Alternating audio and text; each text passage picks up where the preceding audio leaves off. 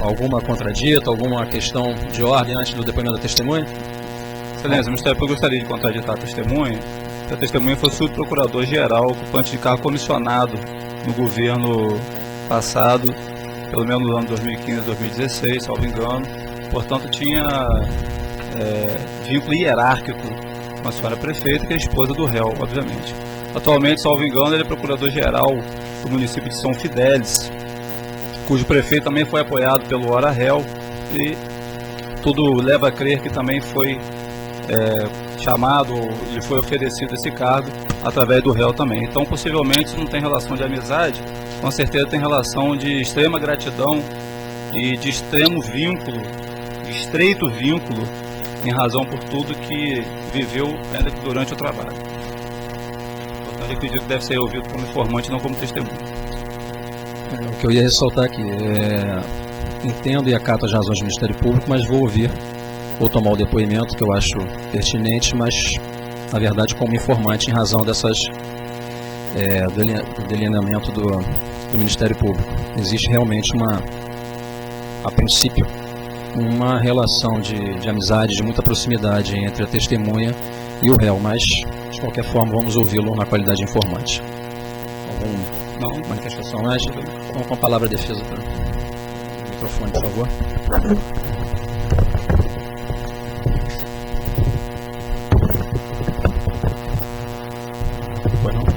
Doutor, boa tarde. Tá, o som tá aí? Boa tarde. O senhor, na qualidade de subprocurador do município, acompanhou as buscas, o mandado de busca, cumprimento de mandado de busca e apreensão na sede da Secretaria de Família e Assistência. Como foi? Excelência, pela ordem. O advogado está afirmando uma coisa que eu acho que ele tinha que perguntar antes. Ele não apresentou nenhum documento comprovando que a testemunha estava presente na busca. Eu acho que ele primeiro tem que fazer a pergunta se estava presente, para depois perguntar a segunda pergunta, que depende da primeira, obviamente. Só um momento, eu vou até pedir às partes que quando houver algum requerimento de um ou de outro na interferência, que primeiro aguardem o decidido pelo juiz antes de a gente entrar em debates aqui. De uma certa forma, o Ministério Público tem razão. De qualquer forma, já foi perguntando. Então, daqui para frente, procurar fazer a pergunta primeiro antes de fazer a afirmação. Exatamente. Então, eu vou primeiro perguntar. O senhor acompanhou esse cumprimento do mandado? Sim. Tem conhecimento disso? Tenho, acompanhei. Então, pode continuar. Como ocorreu a busca e apreensão? Então, foi uma busca e apreensão que durou praticamente o dia inteiro, né? E Se puder só falar um pouco mais alto, porque o sistema não é tão bom, por favor. Durou o dia inteiro a busca e apreensão. Eu, juntamente com outros subprocuradores do município, acompanhamos lá a diligência. Acabou sendo um pouco tumultuado em razão, parece, da desorganização dos documentos. Acabou que tiveram que levar todos os documentos. Você acompanhou a diligência com outros procuradores do município? Sim, com outros municípios, mais o pessoal do GAP e o pessoal do TRE. Sim. A desorganização, no caso que você está dizendo, é dos documentos que estavam no local. Isso. E no momento acharam por bem levar todos os documentos, todos, que estavam lá no setor, né? Não só os documentos relacionados ao programa Cheque Cidadão, porque me parece realmente que não conseguiram lá distinguir o que era ou não era do Cheque Cidadão. O ponto que eu me recordo bastante foi o momento em que a oficial de justiça tinha dado já por encerrada a diligência, e um membro do GAP fez uma ligação, não sei para quem, e pediu para falar com ela no telefone, e ela retornou a diligência dizendo que a partir dali ia fazer uma chupeta nos computadores para levar os documentos também digitais. Naquele momento eu impugnei até a Monique e disse o seguinte: Monique, o mandado oficial. O mandado não fala nada em documentos digitais, só documentos físicos. Mas ela falou que já estava autorizado, e então assim foi feito. Por isso que a diligência perdurou até o final da noite e fizeram a chupeta em todos os computadores. E também outra coisa que eu me lembro é que a responsável pelo setor, que era a Gisele, que estava lá, ela informou que recebia alguns alguns documentos pelo e-mail pessoal dela. Então, pediram para entrar no e-mail pessoal dela, eu questionei também na hora, eu falei, olha, o e-mail é pessoal dela, não é o e-mail de trabalho. Aí eu fui indagado que, em que pese ser um e-mail pessoal, ela estava recebendo documentos de trabalho no e-mail pessoal dela. Mas naquele momento entraram no e-mail pessoal dela e fizeram ela imprimir alguns relatórios que estavam no e-mail pessoal dela. Eu também disse que isso não estava nos termos do mandado e que impugnei, mas também não teve nenhuma diferença. Continuaram fazendo e assim fizeram. Ela imprimiu alguns relatórios do e-mail dela, pessoal, e fizeram a chupeta em todos os computadores, o que eu impugnei no momento, mas continuaram a fazer até o final. Nesse momento, no momento do cumprimento do mandado, acessaram informações particulares, pessoais da Gisele? Então, ela entrou no e-mail dela pessoal na frente de todo mundo. Inclusive teve um momento que a Monique falou, olha, aí teve um membro do GAP que foi tirar uma foto, e a Monique falou, olha, não tira foto, que esse e-mail é e-mail pessoal dela, não pode tirar foto, tem coisa pessoal dela aí. Agora, se acessaram alguma outra informação no e-mail pessoal dela, não tem conhecimento. Isso foi registrado? Na lavratura do termo de busca e apreensão? Microfone. Essas fotos foram feitas? Fizeram fotos do... Chegou a fazer uma foto que ele fez, no mesmo momento ele foi advertido pelo oficial dizendo que ele não podia tirar foto da tela do computador, que é o e-mail pessoal dela que estava aberto ali. Mas ele tirou a foto? Tirou a foto. Não sei se descartou ou não, mas que chegou a tirar a foto e foi advertido naquele momento. O senhor constatou alguma outra coisa no decorrer da busca e apreensão que chamasse a atenção do senhor? Aconteceu muita coisa, não consigo lembrar também com riqueza de detalhes, né, pelo tempo, mas teve essa questão da chupeta dos computadores, né, e levaram todos os documentos, essa questão do e-mail pessoal dela, que eu também na hora deixei registrado, e também o fato de não ter sido feito no momento da diligência um relatório do que estava sendo apreendido, né. Só isso que eu também estranhei, que normalmente acontece isso nas outras, os outros mandados que eu acompanhei, fizeram sempre um termo na hora Bom, isso aí só para ficar esclarecido, isso depende do procedimento de cada Sim. oficial. O certo é lavrar tudo depois numa certidão. Se o oficial vai fazer a certidão no momento ou vai fazer posteriormente, encerrada a diligência, aí cabe ao oficial. O que importa é que tem que ser tudo reduzido na certidão. E o senhor fez registrar as manifestações do senhor, as impugnações que o senhor... Eu impugnei muito, mas como não teve nada, não teve registro na hora, depois não saiu no termo. Eu sim, assim, enquanto Procuradoria do município de Campos, a gente fez algumas petições falando o que tinha acontecido lá, impugnando o que tinha acontecido lá, através de petições na ação cautelar de busca e apreensão.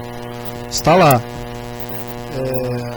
Mas o que eu falei na hora não ficou registrado, porque ela não registrou nada na hora, entendeu?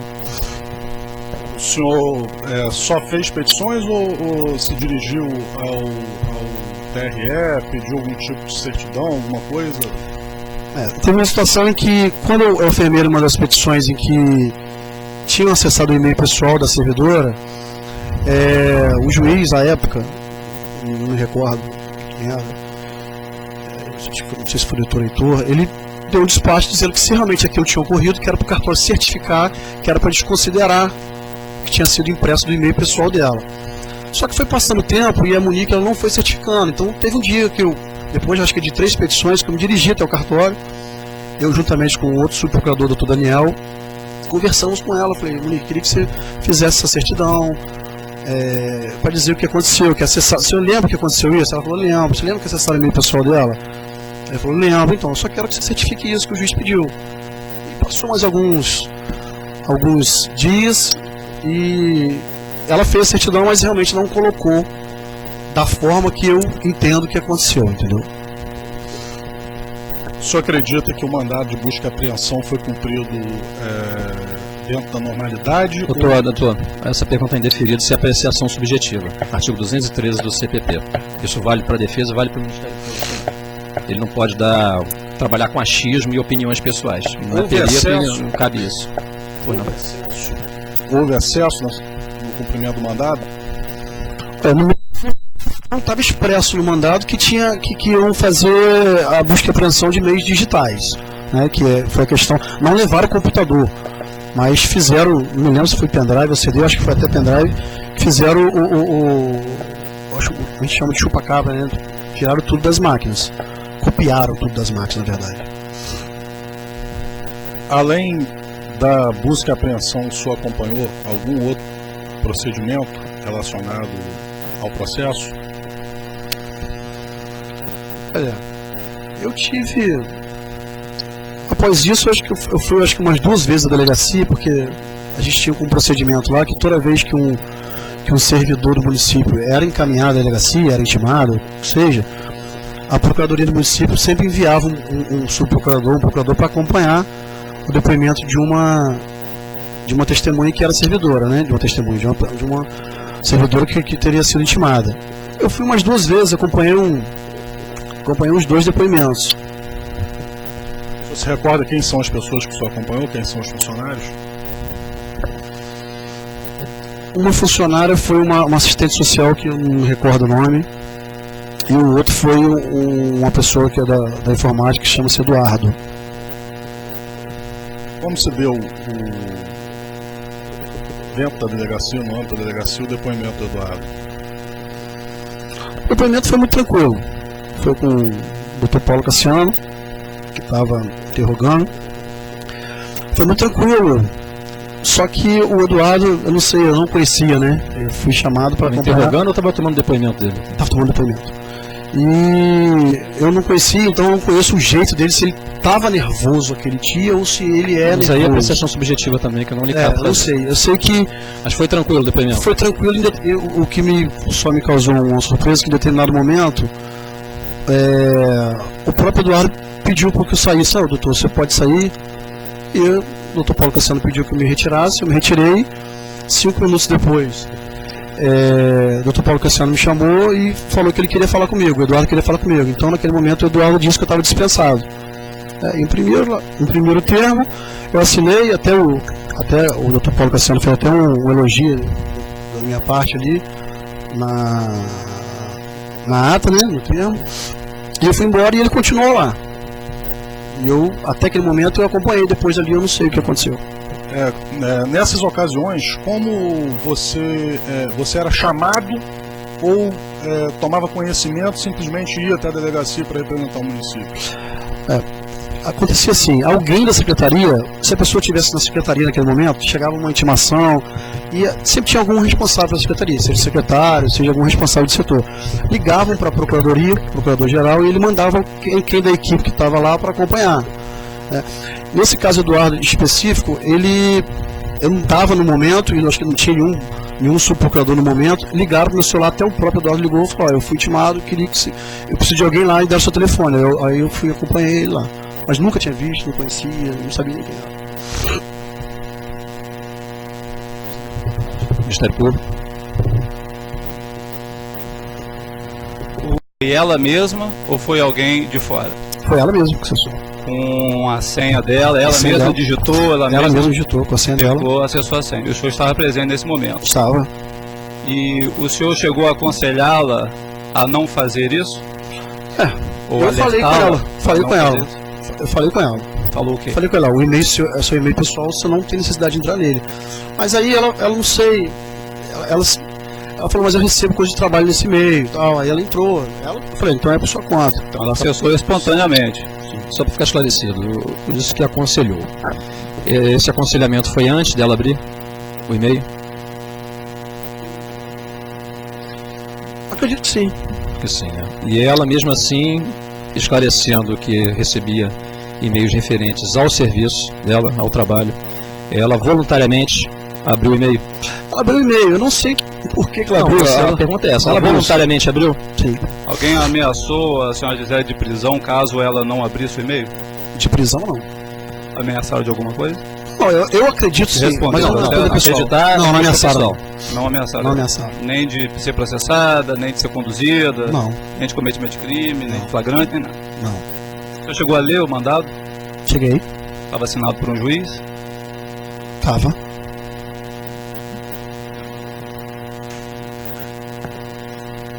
senhor falou sobre que havia um procedimento na prefeitura de um subprocurador ou algum procurador se dirigir à delegacia quando alguém era intimado.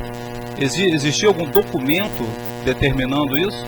Era uma norma Não. interna Não era uma norma. expressa? Não. Isso era uma determinação do procurador em que... Procurador geral? Geral. Toda vez que fosse um servidor fosse intimado a comparecer à delegacia, ele queria que algum membro da Procuradoria estivesse acompanhando. Era o comando verbal do Procurador-Geral. Sim. E quando ele deu esse comando verbal, ele explicou se o subprocurador iria na condição de patrono de quem, ou com qual missão, ou com qual função? Não, o que foi passado à época era para acompanhar, para evitar que não tivesse nenhum excesso, para acompanhar a questão dos direitos da pessoa, da legalidade, mas a gente não estava indo como advogado, não. Estava indo enquanto procuradoria e a pessoa enquanto servidora. Não entendi. Os senhores são procuradores Sim. do município, portanto são advogados, Sim, do município. né?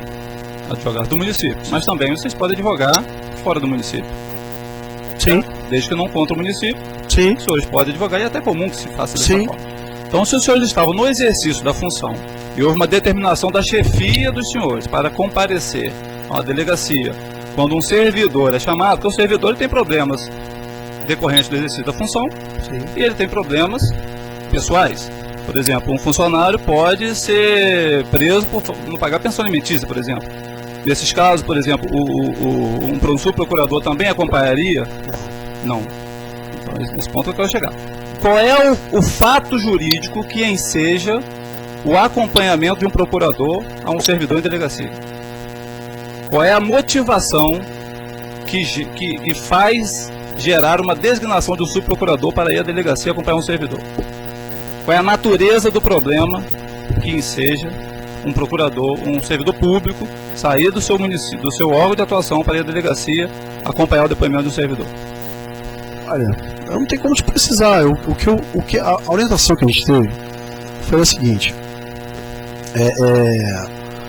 chegou uma intimação para o servidor, a gente, daquele momento, é claro que a gente estaria na delegacia para averiguar qual seria o objeto, né? Se fosse uma coisa... intimação, o senhor já sabe qual é o objeto. Não, se fosse Basta uma coisa... chamar o servidor, o senhor foi intimado? Foi intimado para quê? É um problema de Mas não separação? Sim, tudo bem, mas a gente não sabia... Em tese, não precisa de delegacia para saber qual a motivação da intimação. Não, da intimação sim. Mas na intimação não vem dizendo o objeto, que processo Você que vai é. de família, você vai criminal, se é delegacia, se é...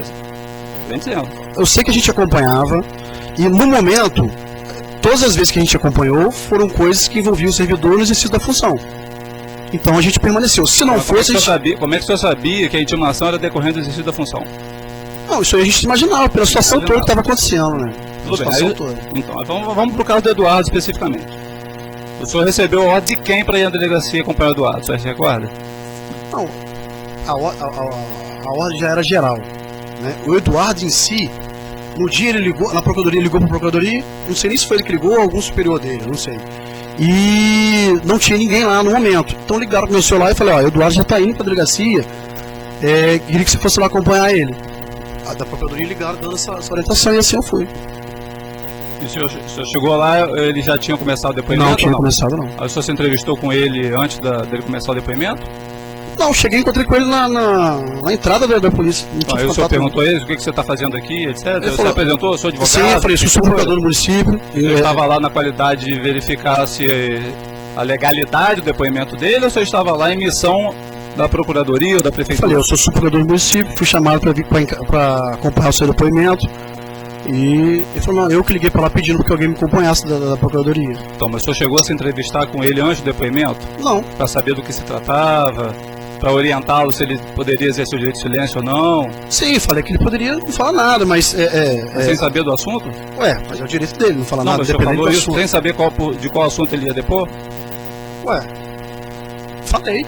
Então o senhor estava como advogado dele ou como emissário da procuradoria? Ou as duas coisas? Eu estava como emissário da procuradoria, nem conhecia ele. Nem conheci ele. Mas aí, Eu não conversei com ele antes, ele também não sabia do que se tratava. A gente estava lá imaginando que seria uma coisa que envolvia ele na função de servidor. Se não fosse, eu ia me retirar e sair. Mas isso é importante a gente saber. O senhor foi designado para lá, então, como um emissário da Procuradoria. Sim, Como um defensor dos interesses da Procuradoria, seria isso? do município. Do município. Sim. Mas aí chegou na hora, o senhor entendeu que deveria ser advogado dele. Não, entendi não. O senhor falou que alertou ele do direito de silêncio, etc. Ué, quando a gente. Esse direito, O senhor usou independente do de qualquer cargo coisa. para poder obter um contrato de advogado? Não, de forma alguma. Nem faço advocacia criminal. O senhor acha que a sua presença ali intimidou a testemunha? Ou... De maneira alguma. É só essa pergunta minha de cunho pessoal. Eu vou indeferi-la dessa forma também. Pelo que eu estou intervindo na pergunta do Ministério Público, o que eu estou entendendo é o seguinte: o Ministério Público quer saber a que título o senhor compareceu na delegacia, principalmente a que título o senhor conversou com o Eduardo para dar a ele sugestão do que ele deveria dizer ou não, ou ficar em silêncio. Foi como procurador do município ou foi como uma pessoa, um advogado, para dar assistência a ele naquele momento? Como procurador do município. Totalmente como procurador do município. O município tinha interesse na causa criminal? O município é pessoa jurídica. Sim. Procurador do município, Sim. procurador da prefeita. Eu estava na função de acompanhar. Direito público. O município tinha interesse na apuração criminal dessa operação? Olha, eu estava lá para acompanhar um servidor do município que tinha sido encaminhado para lá. A gente, enquanto procuradoria, esse era o procedimento nosso. O senhor tem conhecimento se outros procuradores também agiram dessa forma? Se também foram a delegacia de Polícia Federal, quando outros servidores municipais foram intimados ou foram presos? Sim, todos. Quando pessoas foram presas também? Não, presas não. A gente só ia acompanhar depoimento enquanto servidor. Eu fui só 2 vezes, os outros foram muito mais vezes que eu. Quem são os outros que foram? O doutor Daniel foi, a doutora Vanessa, doutor Francisco Martins. Todos nós éramos subprocuradores adjuntos do município. O senhor foi procurador do município de Campos durante quanto tempo? Eu fui subprocurador, até fazer um adendo, subprocurador adjunto, não fui subprocurador geral não. Eu fui... Acredito que no ano de... Antes eu era diretor legislativo, acho que no ano de 2016. E no exercício das suas funções, o senhor lidava com o assunto do cheque cidadão? Não. Alguma vez lidou para saber do funcionamento, dos problemas jurídicos? Não era, fazia mais a pasta trabalhista. Você costumava se reunir com a prefeita para se deliberar sobre algum assunto? Não, foram raras as vezes. Costumava se reunir com o Hora Réu, o senhor Antônio Garotinho, para deliberar sobre algum problema? Raras as vezes. A gente deliberava era com o procurador geral.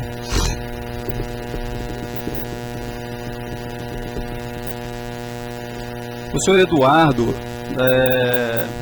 durante o depoimento dele, ele falou sobre a atuação dele na questão do programa, na criação do programa Cheque Cidadão. Se você recorda disso, o senhor presenciou o depoimento dele? Lembra se ele falou sobre isso? Me lembro que ele falou que criou o sistema, eu acho. Alguma coisa dessa parte de informática. Ele criou o sistema. Me lembro que ele falou isso sim. E em dado momento o senhor percebeu se ele estava com medo de alguma coisa? Não? Engraçado é porque, como eu falei, eu não conhecia ele. Dele, eu não sei se é o jeito dele. O senhor falou. Eu fiquei estranho, eu também fiquei, achei estranho. Apreensivo. Eu achei ele travado. Achei ele travado. E até o tempo todo falando, cara, fica à vontade. Inclusive, mas não associou esse travamento dele à presença do senhor, não? Não associei. Eu não associei, até porque eu não conversei com ele antes, eu não instruí ele a nada. E, inclusive, foi até interessante você falar isso, que ficou registrado na ata do dia um elogio do delegado Paulo Cassiano à minha pessoa, nesse sentido, que viu que realmente ele estava travado, mas viu que eu estava tentando colaborar para que ele falasse. O delegado agiu com alguma conduta abusiva ou ilegal naquela ocasião? Não. Satisfeito, excelência.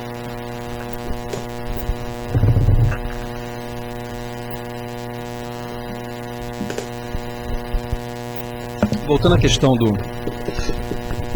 dos e-mails pessoais da... Qual é o nome dela? A Gisele. Esses e-mails pessoais dela estavam nos computadores do trabalho, do município? Não. Era um computador particular dela? Não. Ela, naquele momento, ela acessou através Não, a pergunta foi essa. Quero saber se os e-mails dela estavam inseridos em computadores do município. Eu não entendo assim, eu entendo que o e-mail... Estavam na secretaria. Não, eu não estou perguntando que o senhor entende, até porque o senhor não tem que entender nada. Só tem apenas que responder ao meu questionamento. Os e-mails que ela abriu, que o senhor aconselhou anteriormente, que ela não deveria abrir, porque eram pessoais, e o senhor mesmo respondeu que ela abriu, ela quis abrir voluntariamente, e ela esclareceu, inclusive, que esses e-mails, alguns deles eram, embora tenham sido recebidos no e-mail pessoal, eram e-mails de serviço, funcionais. Não foi isso que eu disse? Eu quero saber se esses e-mails, quando ela acessou, foram através dos computadores do município, da secretaria.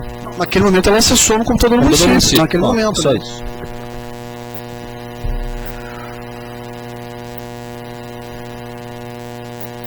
Eu disse também que só acompanhou depoimento na delegacia de duas pessoas, um Eduardo e outro de uma assistente social, qual só não recorda o nome. Essa assistente social que só acompanhou o depoimento na delegacia era assistente do programa Cheque Cidadão? Sim. O senhor Eduardo e essa assistente social, que o senhor não sabe o nome, lhe pediram para dar assistência jurídica a eles na qualidade de advogado durante o depoimento? Não, quando eu chegava aos locais... Não, isso já tá dito anteriormente, como é que o senhor chegou lá, o porquê e tal. Quero saber se eles, lá em contato com o senhor, lhe pediram, olha, eu quero que o senhor me dê assistência aqui na qualidade de advogado aqui durante o meu depoimento. Era isso que acontecia. Eu chegava e perguntava, eu estou aqui sobre a procuradoria, eu já entendi o objetivo. Eles pediram ou não pediram a sua assistência como advogado? Os dois pediram que eu acompanhasse. Pediram? Então por que o Eduardo, em determinado momento, o senhor mesmo disse que ele ficou diferente e pediu que o senhor se retirasse? Eu também gostaria de saber, porque eu também não entendi nada.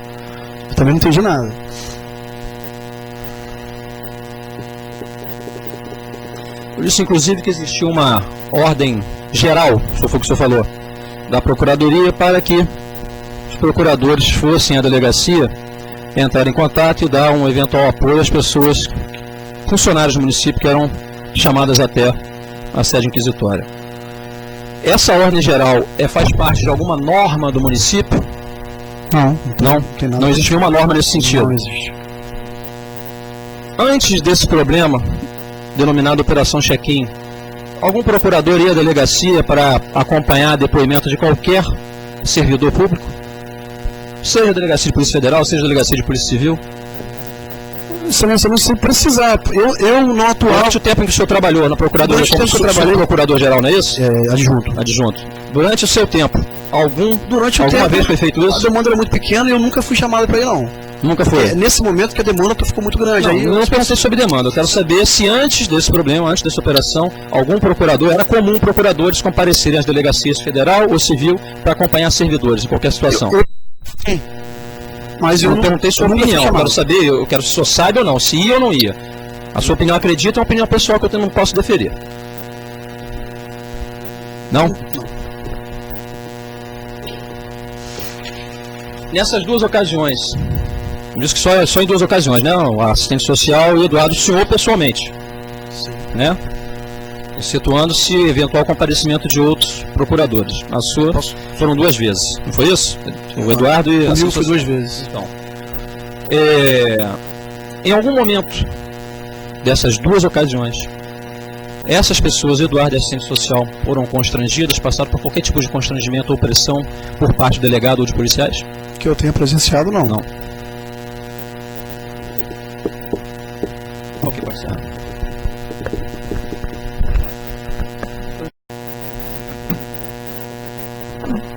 Existem testemunhas que nós gostaríamos de insistir no depoimento delas e que não existe certidão de intimação delas no processo.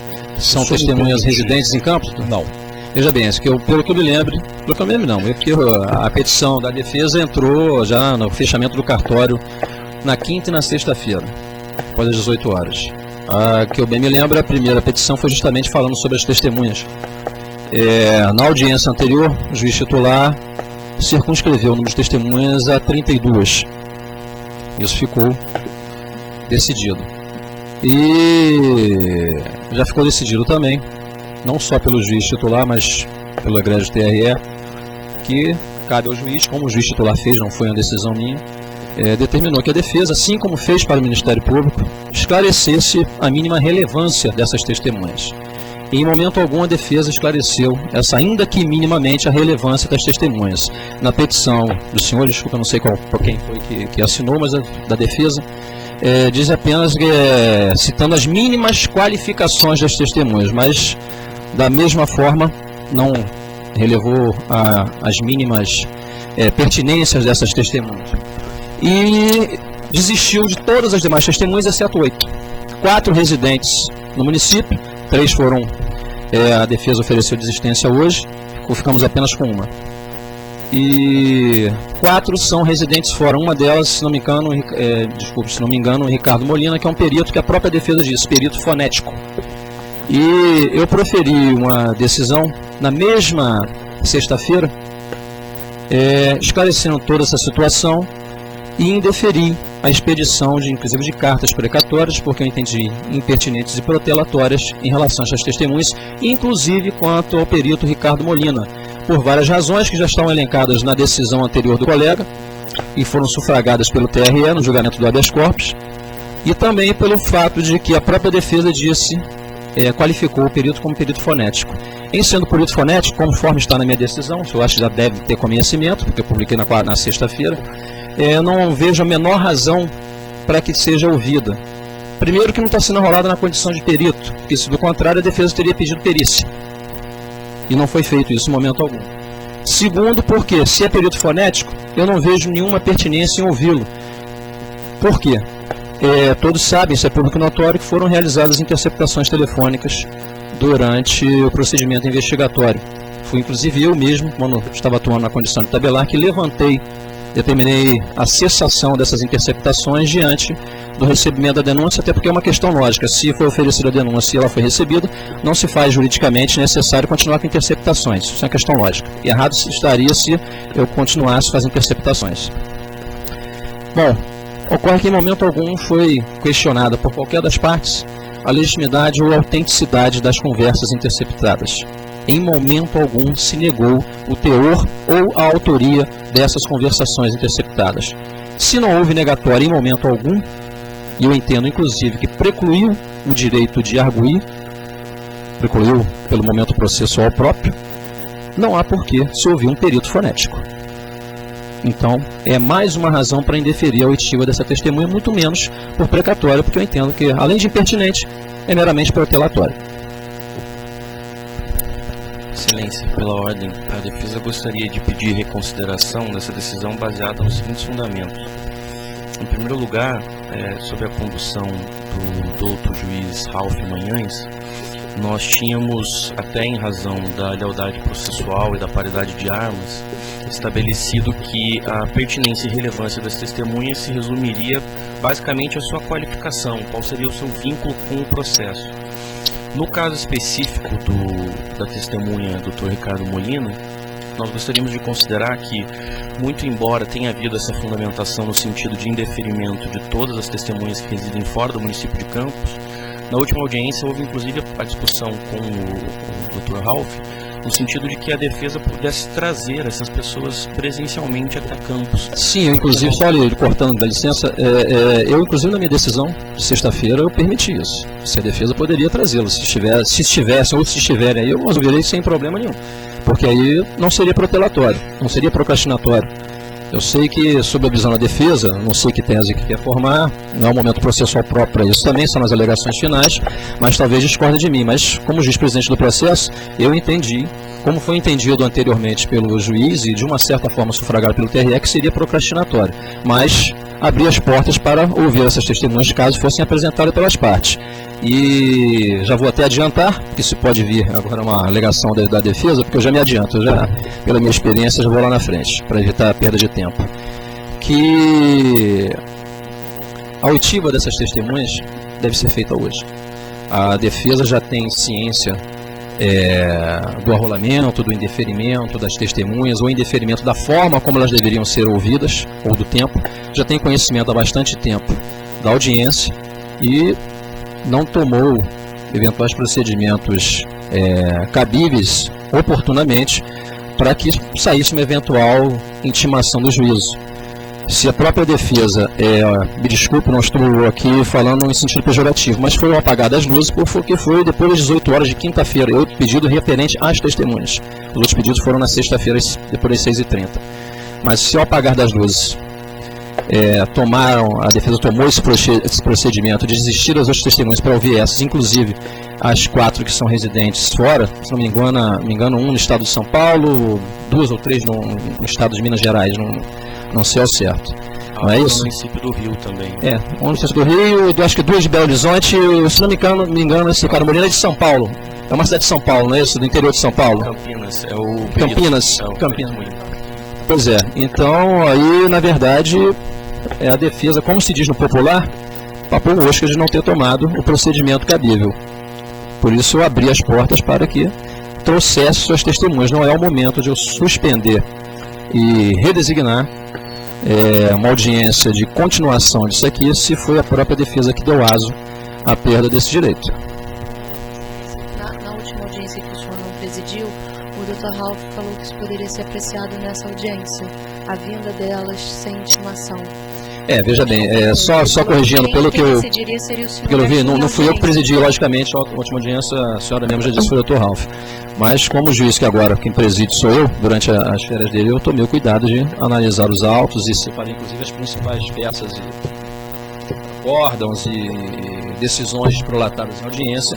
E o que eu entendi, por isso eu reafirmei na minha decisão de sexta-feira, é que as portas estavam abertas hoje para a apresentação dessas testemunhas. Não quer dizer que hoje, nesta audiência, a defesa poderia pedir a oitiva por precatório de testemunhas que residem fora do município. A questão de interpretação aí que é clara. A Justiça, desde o Dr. Ralph como eu, abri as portas para isso. E eu disse claro na minha decisão de sexta-feira. Se puderem apresentar, estão abertas as portas. Se estiverem, eu vou ouvir. Do contrário, precluo. E qualquer resignação, como os senhores sabem, objeto de eventual recurso. Há alguma testemunha fora que eu ouço? Então está encerrada a fase de oitiva das testemunhas, eu vou designar o interrogatório.